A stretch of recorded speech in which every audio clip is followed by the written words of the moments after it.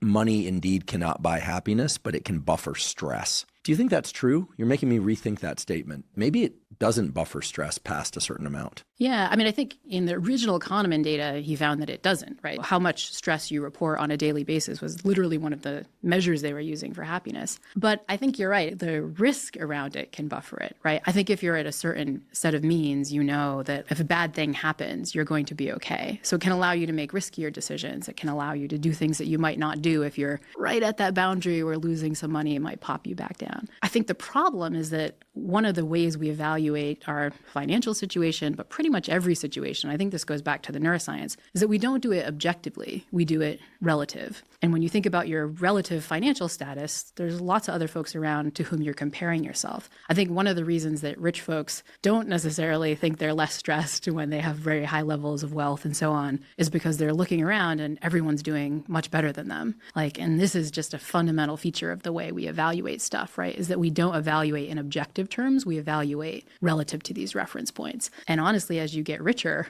you're kind of going up this sort of logarithmic scale where the reference points are getting even further away from you. And I think that that can have a huge hit on people's perception of their own happiness and their perception of their stress levels, right? Because they're working towards a goal that's probably not going to make them that much happier, but they haven't abandoned this intuition that more money will make me happy.